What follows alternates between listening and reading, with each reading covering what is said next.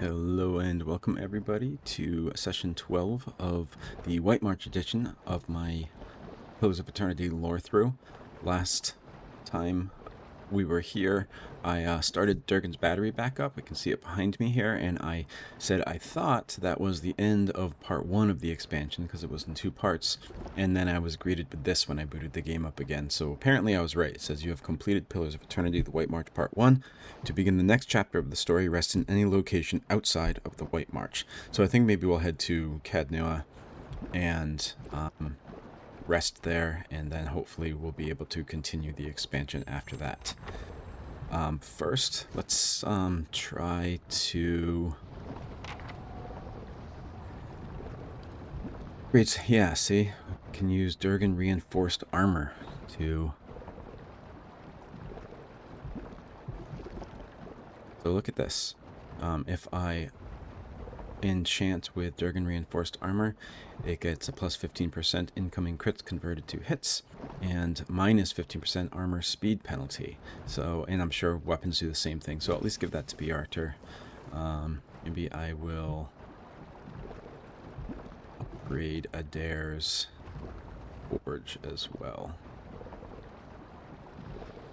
Flail, not forge. I don't know why I said that. Plus 50%, yeah, okay. We still have 2 pieces of Durgan reinforced steel, so I'm sure we'll do something else, but... All right, then. Okay.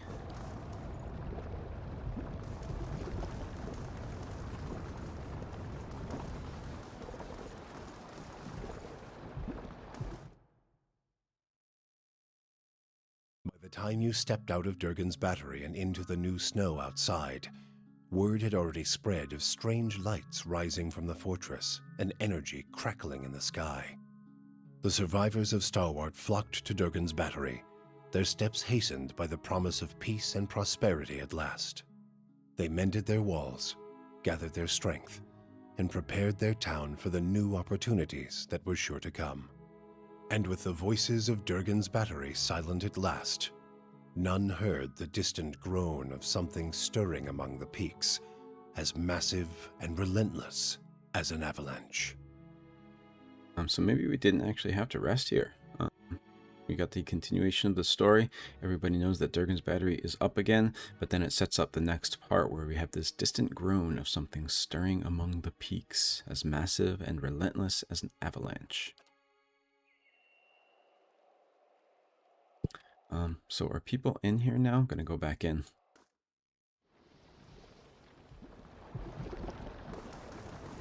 Doesn't look like anybody's here.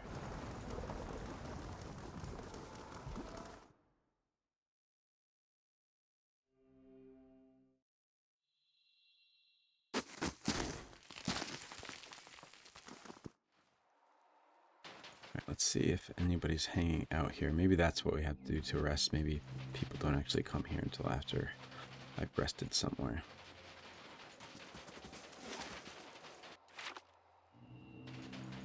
I do want to go speak with Galvino and maybe some people in the town before I rest, just to see what they had to say about the forge being started up again. Yeah, there's no one here yet.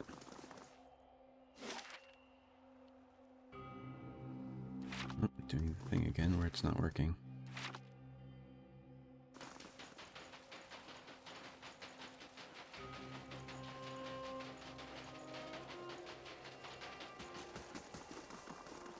We also have to find the other piece of the helm, Garad's helm. I'm not sure where that is.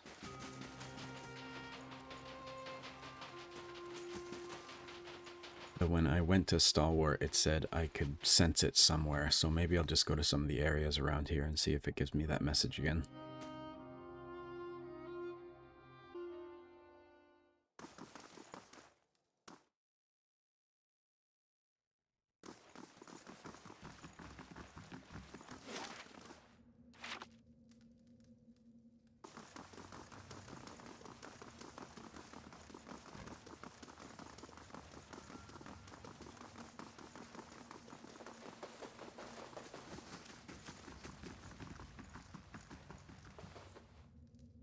Vino holds an open bottle of wine by the neck. He wobbles on his feet. I heard a noise like the crashing of mountains. I ran up to look through the window. He points unsteadily toward the far end of his workshop. Magnificent! The fire's glowing from below. He shakes his head and tears spring from his eyes. And those village batzos will be here any day now. He takes another swig from his bottle. So it seems like he's upset about that, but still kind of overtaken by the idea that the forge is running again.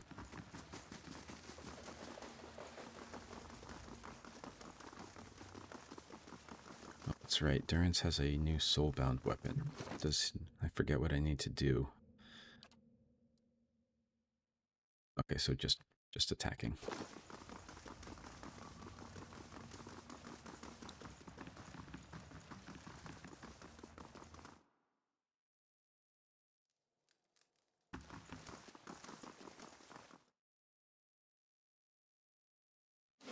Okay, so the plan before we head back to rest is I just want to go to the areas around White March to see if I get the message, and I also want to go to Stalwart Village to see if anybody has anything to say to me there. So let's first I'm just going to stop at Long Watch, see if I get a message. I'll stop at Russetwood, and then I'll go to Stalwart Village.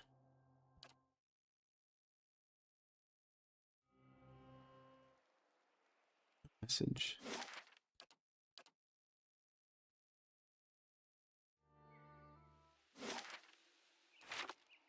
No message. Okay.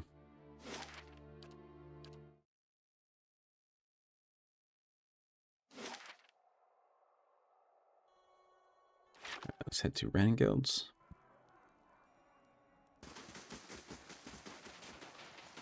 I feel like that's the only person I really want to tell about this. Maybe Telder. Afraid I don't have any more bounties. He doesn't care.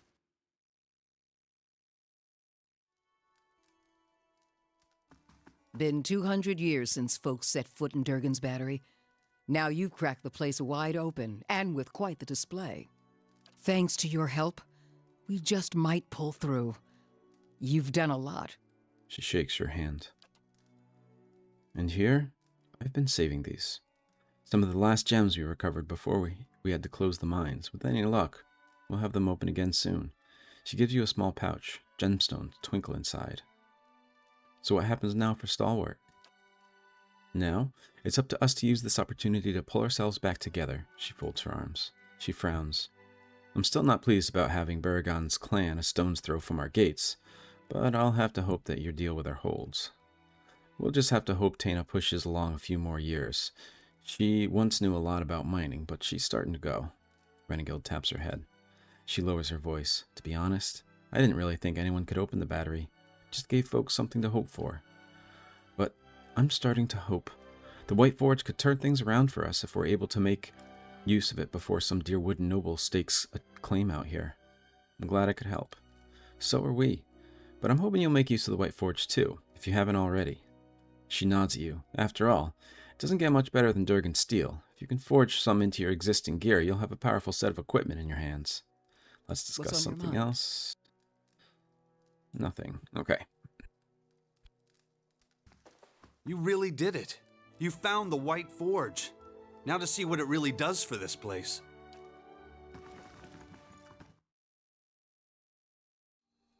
Let's also go tell Tenna. I'll tell Awina in the inn, and since she mentioned the ogres, I'm gonna go see what the ogres say.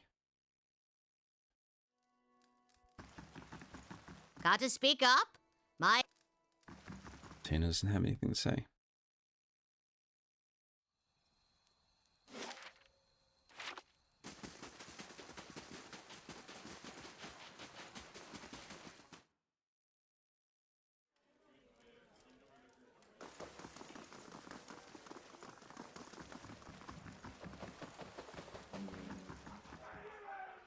Well done. With any luck, we'll get some new folk and their coin in a town to see the battery. It sounds like Grigor speaking, but it's getting harder to tell the two apart. Wina clears her throat and peeks into the hall to see if anyone's watching. Okay. It's something to say, but not much.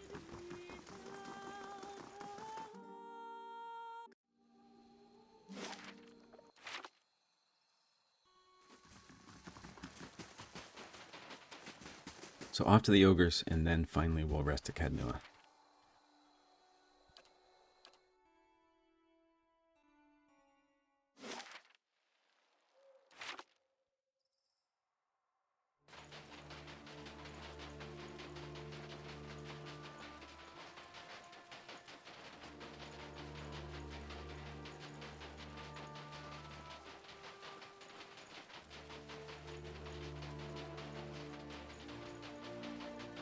Salesman. Merchant.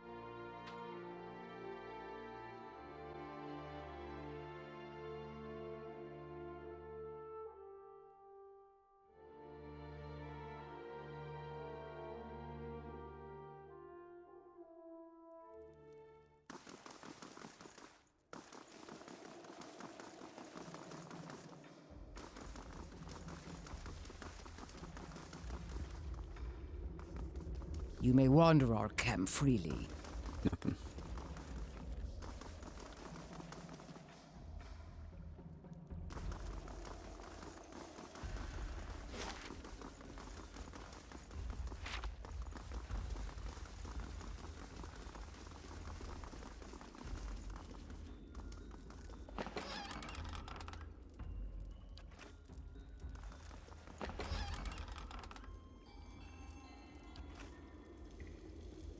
Okay.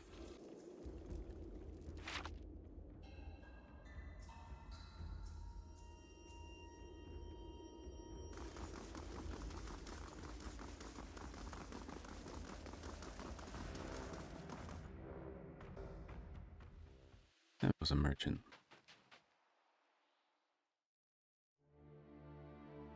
Okay.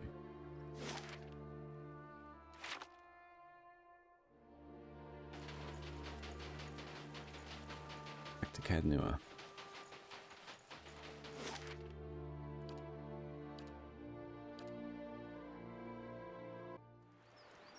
Amazing. You could fit a whole village in here. Selling us something. Unique medium armor, Rebel's Call. Rebel's Call was worn by a Valian farmer who joined the fight for independence when the Valian Republic seceded from Grandvalia. While not a seasoned fighter, he had the spirit and drive to inspire his fellow soldiers, and his quick thinking saw him surviving what might otherwise be crippling attacks from far more experienced foes. While he didn't survive to see the free republics, his sacrifice was remembered by all whose lives he touched. Sure, I'll purchase it. 600 CP, it's not bad.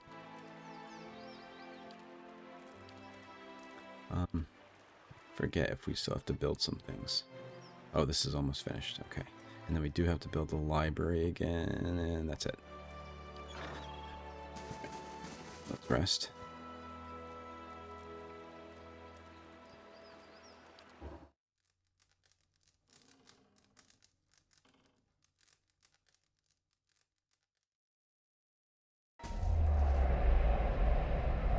As you sleep, you are buoyed and buffeted by the vagaries of dreams. They tumble and thrash about you and fill your mind's eye with pale, glittering motes. There is all into a light snowfall and a biting northerly wind. You recognize the mountains of the White March rising around you, and you shiver. You see Stalwart a few miles away, quiet and still, but for a few curling streams of smoke rising from the chimneys. Durgan's battery is perched above it, its shadow stretching into the valley. So this is Stalwart here, and then I think this must be the forge then in the background. Above it all, you hear a deep, slow rhythm. At first,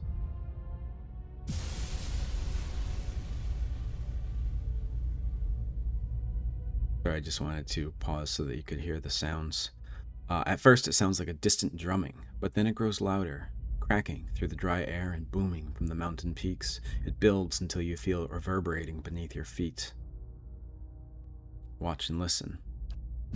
Each thud comes louder and faster than the next. Thunder echoes from the mountaintops as great sheets of ice and snow tumble down the slopes. But the rhythm keeps building, shattering frozen lakes like crystal saucers. New ravines split through the mountains as old chasms fill with snow and scree. A rock slide buries Stalwart, and Durgan's battery is shaken into rubble. Shadows rise over the mountains, the vanguard of a massive army. You flee. You tumble from the foothills and bound across the deerwood, feeling the rumble of the advancing army all the while. barricade yourself in Cadnua. Cadnua rises from the forest, its mended walls reaching out to you like a pair of strong arms. You barricade yourself within the great hall as the pounding grows closer still.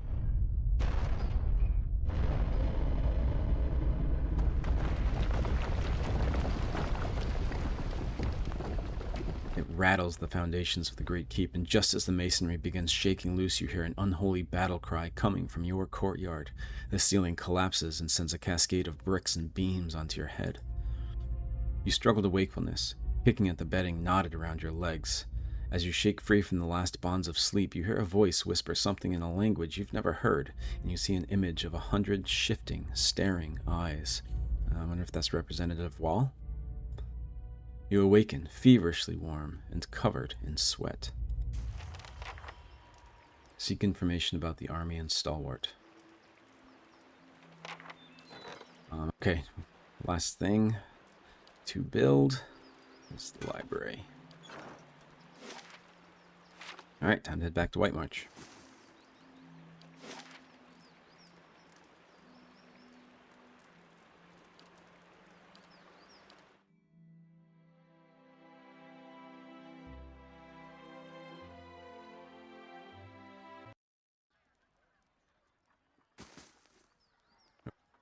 While we wait, the enemy grows stronger.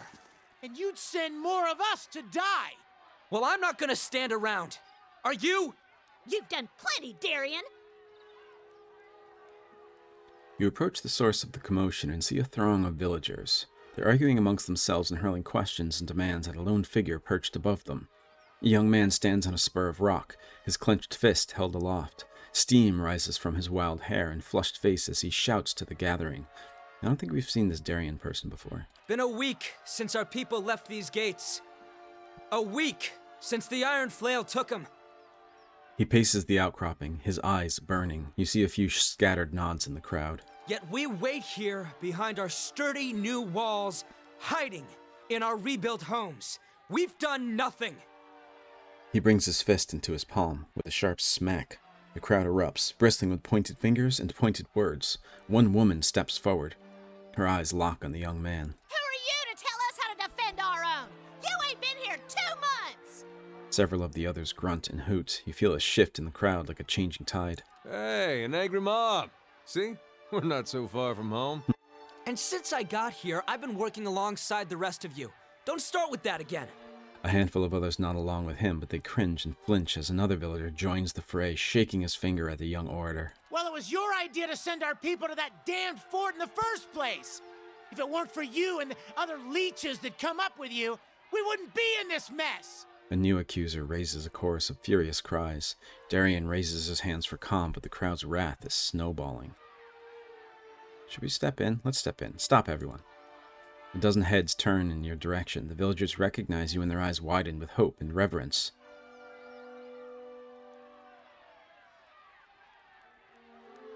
I'm going to say relax, I'm here to help. Then you know about the Iron Flail. You'll stop them?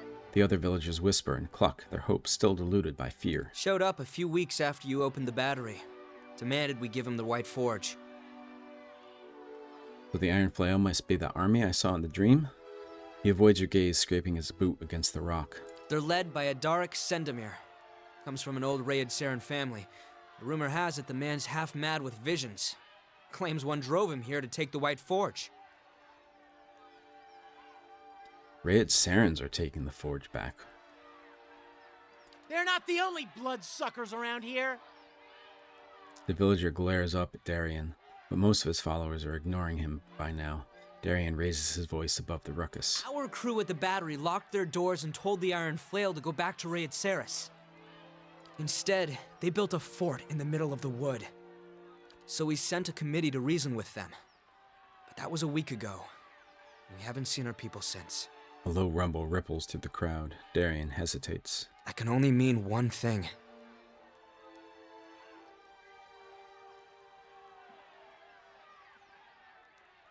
Can't you share the White Forge with Rayed Sarens?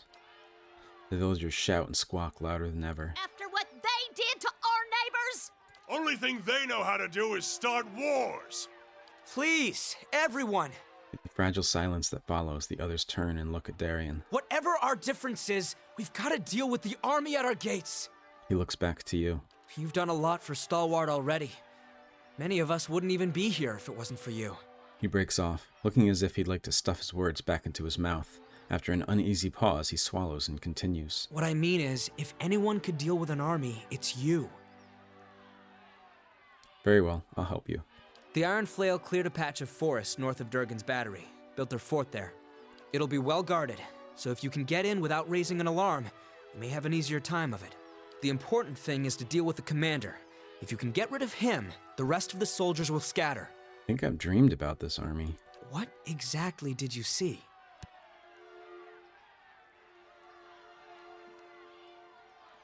The dream was unclear. I'll tell him that Stalwart was destroyed. Of course. We're just thankful this dream led you back. Anyway, we've got our work cut out for us here. He gives the crowd a purposeful look. Grumbling, they start to disperse. While you're out, stop by the battery. Wangra and her team are still repairing the heavy cannons, but they've made a lot of progress elsewhere. Thought you might like to see how far it's come. He shrugs. Wanted to ask you about something. Haven't been here long, but I'll tell you what I can. Tell me about the Iron Flail. Heard about the White Forge and came running. Just like a lot of us did. Only difference is, they brought siege weapons. As best anyone can tell, they're from the border region near Little Bend, one of the poorest parts of the country. For Raid Ceres, well, that's saying something. Brought you to Stalwart. Work. I was a cobbler in New Yarma, but the city got more crowded every year. Rural types fleeing the legacy. A couple months ago, I heard Stalwart was offering land and opportunity to new settlers, so figured I'd give it a go out here. For a while, folks seemed glad to have some new blood, but that changed as more and more of us came. Seems to be a lot of tension around town. Before you opened Durgan's Battery, people tell me Stalwart barely had enough warm bodies to keep the town running. A bunch of us came when we heard about the White Forge, but now, I think the old-timers would just as soon send us back. He begins ticking items off on his fingers. We take the best jobs, we don't pay our respects to Andra, we're overcrowding the town. He shakes his head. I get it. Stalwart's changing. Same thing happened in New Yarma when folk moved in from the countryside. But they can't keep blaming us for everything that goes wrong out here. He sighs, and a steaming cloud escapes his lips. I'm just hoping they'll calm down once the Iron Flail is gone. That's all. New quest to investigate the fort. Is it true? I saw the lights from the battery. Did you really open it? The Orlan clasps his hands in wonder. I can't believe it. I was sure I'd never make this route again, but who knows what rarities will come from these halls, Such an exciting time. New quest to reach the Raid Saren fort. We have a Raiment of Wall's Eyes. Grants mirrored image when hit by a critical hit. This great cloak is covered in a multitude of stylized eyes, symbols of the god Wall. It is said to have been created by the wizard Gorin, who hoped that the pious endeavor might invoke Wall's protection. Set against the many eyes of the 100 mysteries, Gorin hoped his enemies would stumble after falsehoods, while he would remain resistant to the bewildering effects of the world's mysteries. Those who have come across the cloak since have found much use in its enchantments. What became of Gorin himself is unknown, however, for nothing else remains of the man or his works. We have the ultimate hat of alluring perfection. This hat was designed by an apprentice wizard who sought to create the perfect magical accessory. He spent weeks binding spells and wards to the material, but when he finished, he felt it looked rather plain. He wanted to strike an imposing figure for peers and rivals, so he spent a few more days adding embellishments. A crest of feathers behind one ear, a band of silk around the brim. It was an improvement, but it also showed the young wizard just how poorly he'd chosen his original color scheme. So he spent a few more days experimenting with other shades in suede, satin, and leather. While the poor young apprentice obsessed over his hat, his peers continued to studying spells and hexes. By the time of his first duel, he had assembled a fantastic wardrobe, but forgotten many of his spells. His performance ended his budding career in magic most ignominiously, but he went on to become a successful tailor. Gives you +2 might, +2 constitution, -2 intellect, -2 resolve. We have Rufik's Watchful Cloak, Mark II. +2 enemies needed to flank, +2 perception. Rufik was a bruiser and a follower of Wall. There's a lot of Wall things here. He was often hired as a courier or bodyguard because of the size and strength. Yet he was a quiet man, and he developed a habit of walking on his head with his head bowed in prayer. Because of this, would-be thieves frequently attempted to waylay him, but Rufik was blessed by the gods of secrets. With an uncanny foresight, he dodged and parried those sudden attacks and slew his assailants, sewing their eyes into his cloak. Gross. He intended it as a warning, but others saw it as a challenge. Eventually, he discarded his cloak and wore a simpler, subtler garment in its place. The sight of a dark cloak with shimmering, shifting eyes became infamous among highwaymen and bandits. Riona's Buckle. This belt bears the mark of Riona, a legendary adventurer who traveled Aora in search of wealth and fame. When she was young, she traveled in the martial academy in Ozio, where she struggled at first. Many of her fellow students came from wealthy local families, but she was poor and foreign. But she was clever, and she practiced much. One day, her chief rival, the nephew of one of the Duke's bells, challenged her to a duel. Riona could not refuse and save face, so she accepted. When they had assembled in the arena, he offered to give her one piece of his armor before the fight began. He meant it as an insult to her skill, but when Riona asked for his belt, he realized his mistake. He gave her his belt, with his sheathed rapier still attached to it, effectively disarming himself. Riona won the duel by default and kept the belt as a memento. Plus 5 accuracy when below 50% endurance. Wonder what that has to do with what she did. Looks like it.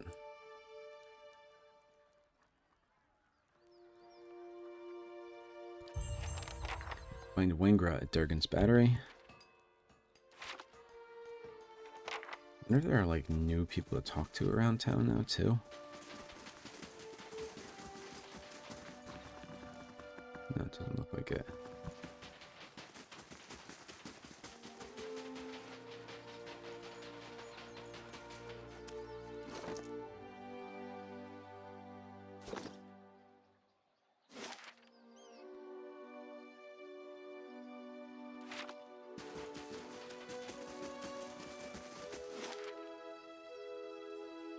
We have Whitestone Hollow up here in the Iron Flail Fort. Alright, let's go to Whitestone Hollow first.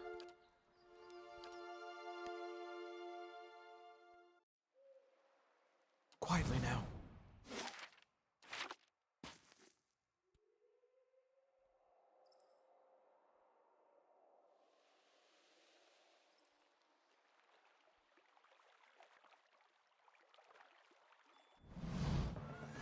Some looters.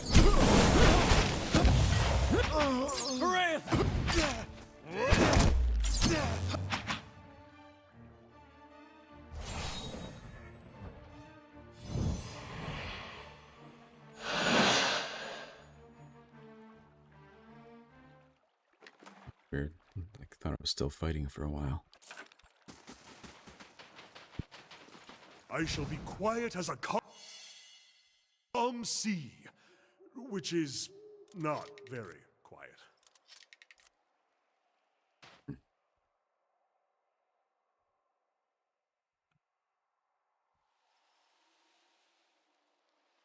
trap there. Another one.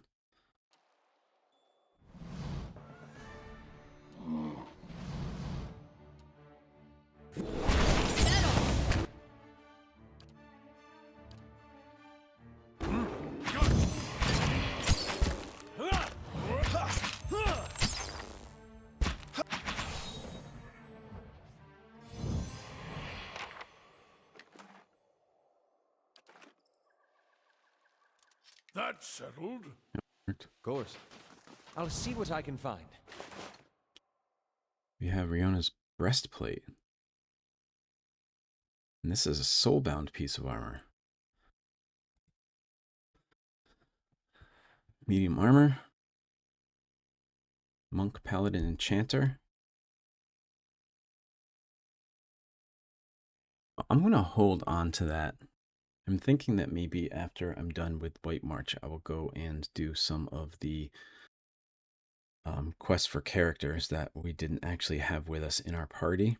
And this sounds like it might be good for Pallegina because it can be equipped by a paladin. I could also do it with Kana, but he's got a heavy piece of armor already, and it's a pretty good one.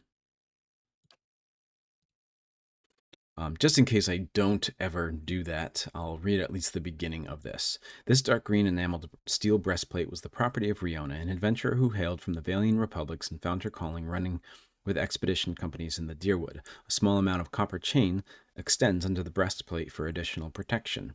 Riona ended her career early after giving up her expedition group to a dragon in the White March in exchange for her own life. Whoa. So she let a dragon kill her whole expedition group for her own life? Doesn't sound very nice.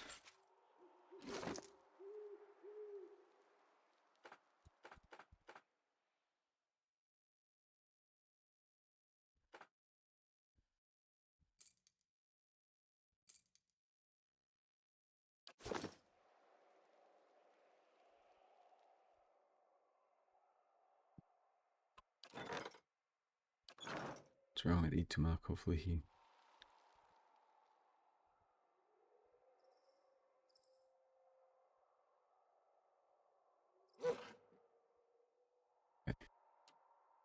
All right, then.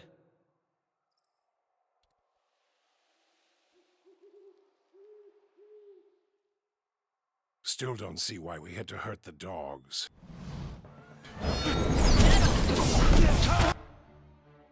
We got a priest and a mage back here.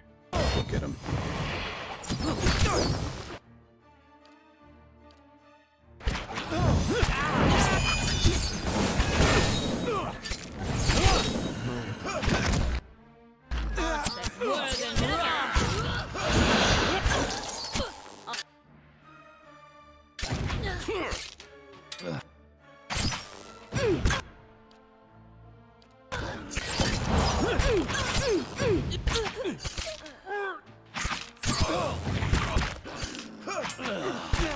Leave it to me!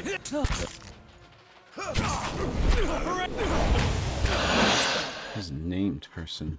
Tag.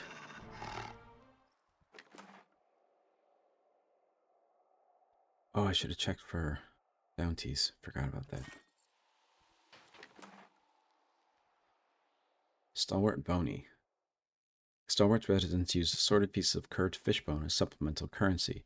Most bonies are carved from a large flat spot on the skulls with speckleback fish. The cravings are intricate enough that outsiders find them valuable for their artistry.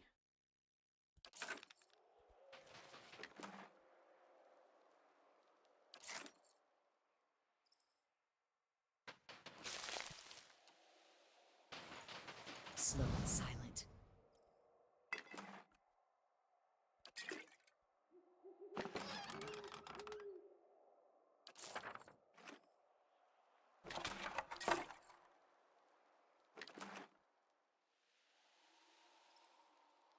What did I just take?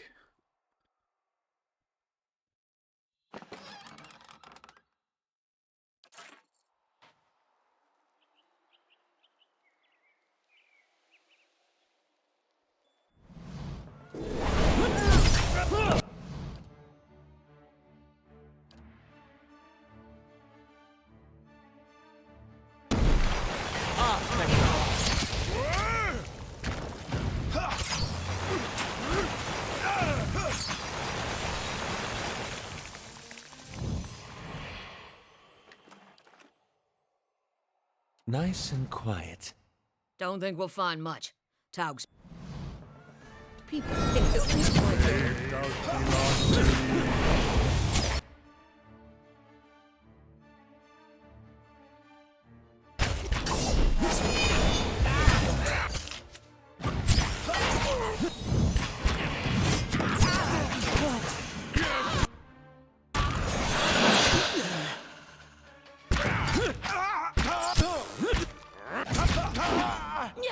You're not getting...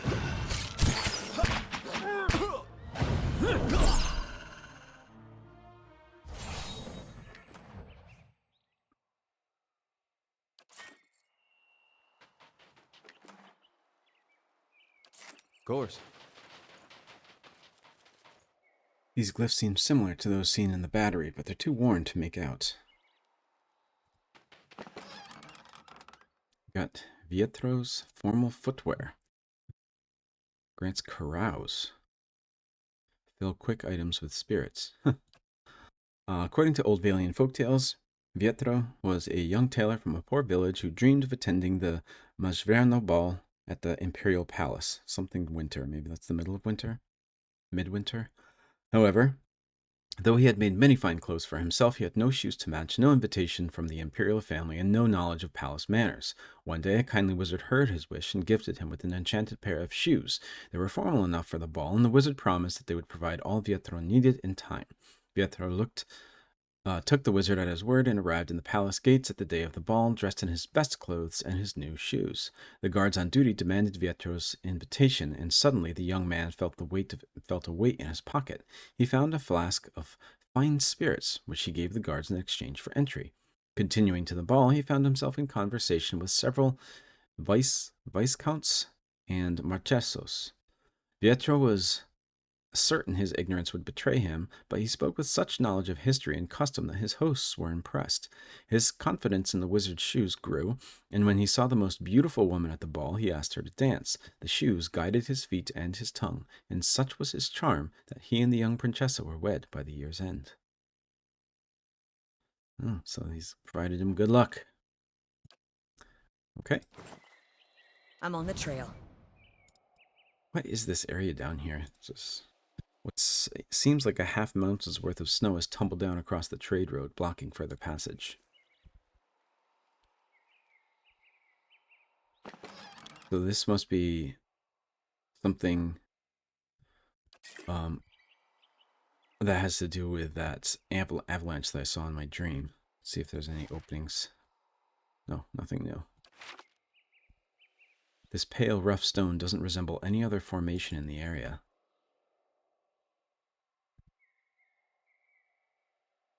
So there's a stone here, but there's also some kind of like crystal growth coming out of it. This is on fire. Embers still smolder in these blackened ruins. And the fire shows me something new.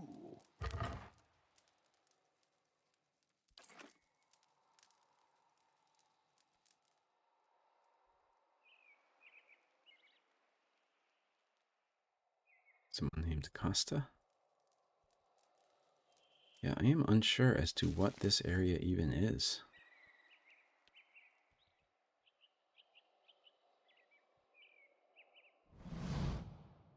It's bad days coming, I'm telling you. The pair look up at you as you approach. Who's the... Oh, begging your pardon, Lord. Villager shuffles to face you. What happened here? We noticed some of Hattie's goats wandering loose. When we came up here, we saw some suspicious people leaving Hattie's house. Looks like they torched the barn.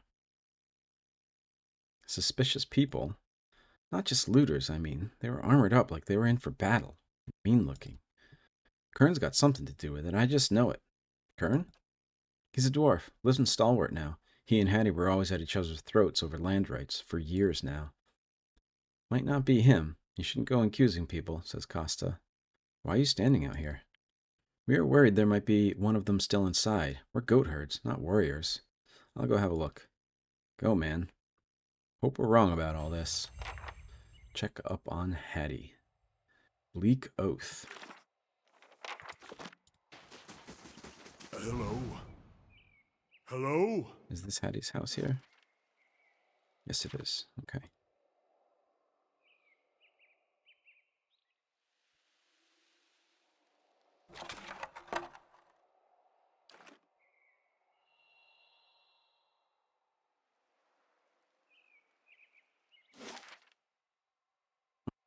This is Whitestone Lake is already shown on the map here. Huh. This is the looter camp, avalanche site, isolated pedestal.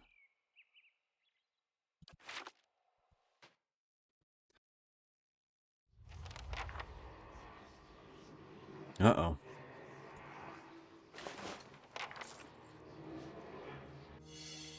And the fire shows me something new. The dead man's sprawled position gives you a clear view of the sword wound in his back. Smeared, drying blood around him has not yet faded to brown. Read his soul. You hear a groan, low and pained, and turn to see. There's a dull pain in your skull, and your vision swims. A harsh grip on your arm bears you upright, on your knees.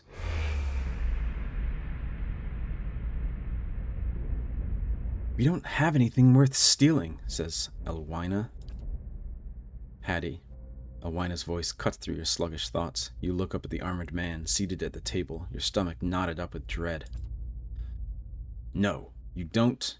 He reaches almost idly for the ledger. You notice before he does that the way Elwina tenses up, but you're not sure why until he opens the book and the letter falls out. Family? The man smiles as he picks up the letter. No. Elwina tries to run forward, only to get caught by the arm of the man behind her. Looks like Eska's doing well at the mill. Sweet of him to write. Deerford's a long way from here. Enough, Sevestin, says a Bleakwalker paladin. Sevestin, all right. He tosses the letter on the table, cruel amusement swiftly replaced with irritation. Kill him. You barely have time to register the words. The sword through your back drives the air from your lungs and strength from your limbs all at once. Elwina's scream seems so faint. You'll have to get to her. You have to warn Eska somehow, but your legs won't listen. You can't breathe. The memory slips from you like a shucked coat, and the pain in your back fades just as quickly.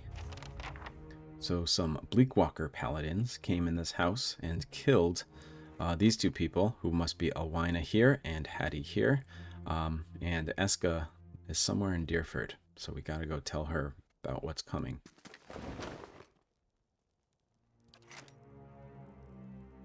Quietly now.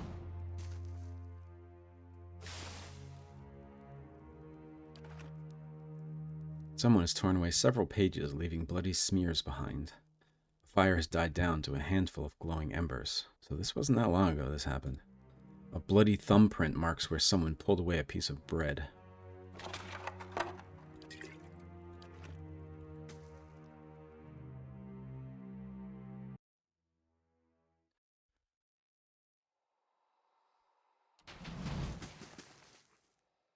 Yes, what do you want? Hattie's dead. Knew it had to be bad. Thanks for letting us know, stranger. Okay, that's it. I shall be discreet. The shallow reserves of water in this trough have frozen over. Anything new to the east?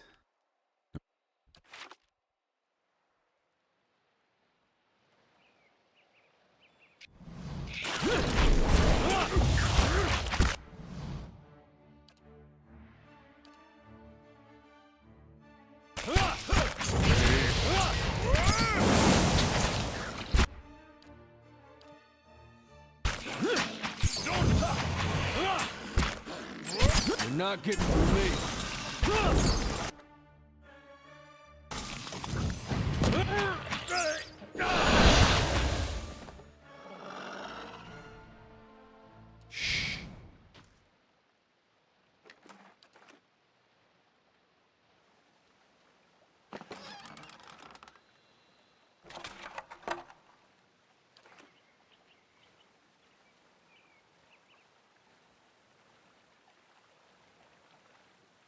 This crude arrangement of antlers, bones, and sticks exudes a strong, fishy odor.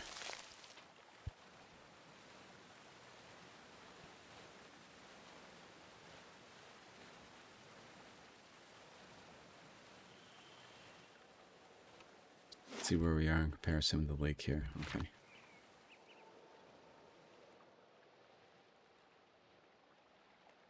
Skuldrock.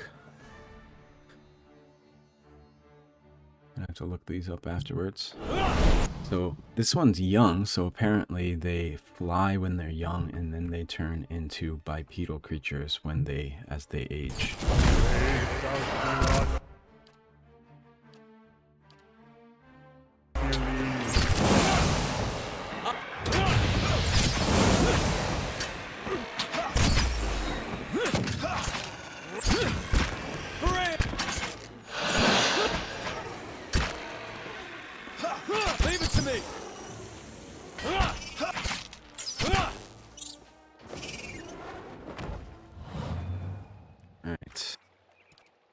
See if I can find Skulldrocks in here. Not deities, bestiary. Here's the Skulders and then Skulldrocks. Large mammalian. Okay, they're all the same. Skulders are large mammalian creatures that dwell in caves in total or near total darkness. As a result, they have poor vision and rely on their sense of hearing to navigate and find prey. The protrusions and hairs on their ears allow them to detect airflow, which is key to telling direction in an underground environment. They communicate through screeches and clicks and use these vocalizations in a form of echolocation. They are communal They are communal creatures and will nest and raise young together. I wonder why they were out here then. If they are usually in dark areas, total dark areas.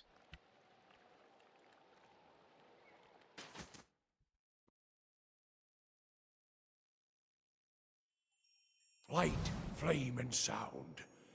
We'll keep to ourselves. Looks like the same map as that cave in Russetwood where we found the wolf.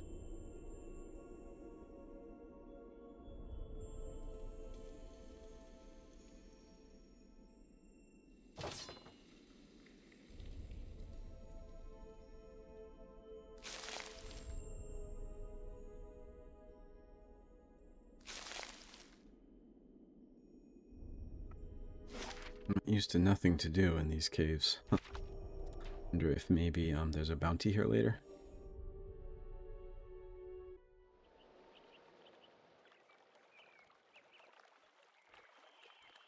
Anything to the north? Nope.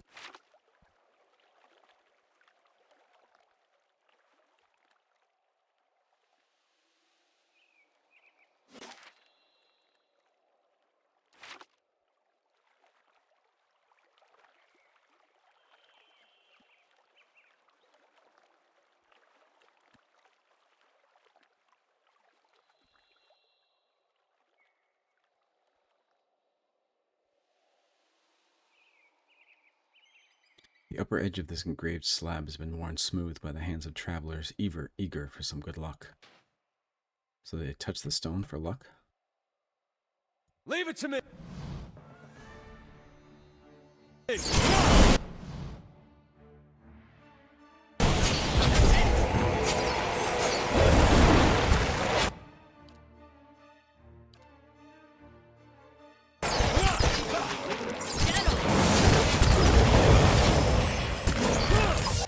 Oh!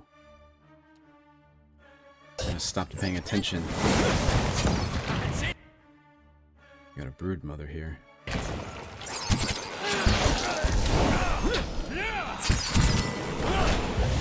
I guess that's the danger when you're overpowered, you just kind of forget.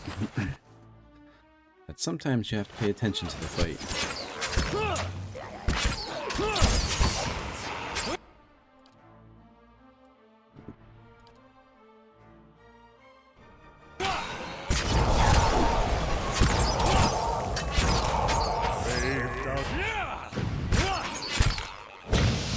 You're not getting through me.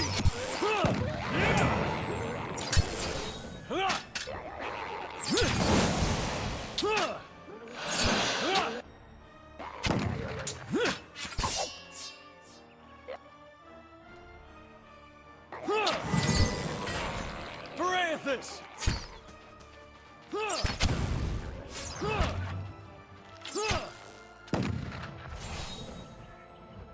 Exploded in some shocking bones.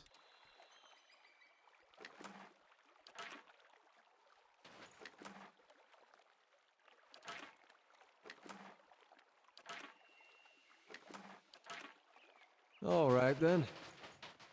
Take a rest after that one.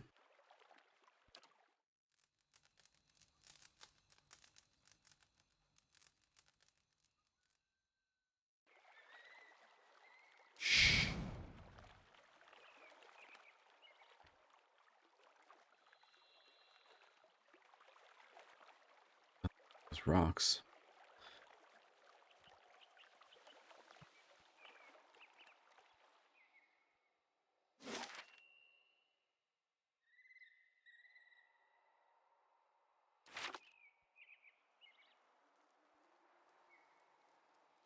This says Hey. Wormack Homestead. No trespassing. All right, then.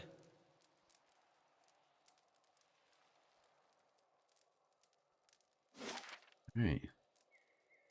Looks like that's the whole area. Maybe there's something down by this burn thing. Now that we've figured out what happened to the family that lived here.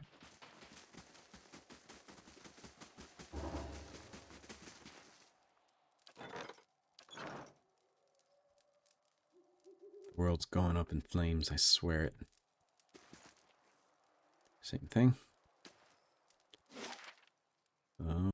Okay. So it looks like we have mapped out all of Whitestone Hollow, which is probably a good stopping point since we're getting close to an hour here. So thank you, as always, for joining me. We started the second part of the White March expansion today and just started exploring Whitestone Hollow. There is some army, Red Saren army, that is trying to take the Durgan's Battery for themselves that I need to go talk to. And yeah, an avalanche kind of opened up a few new areas, which is what happened here. So I hope you will join me next time in session 13. But until then, thank you everybody for watching. Let me know if you have any questions, comments, those kinds of things, and I will see you later. Bye.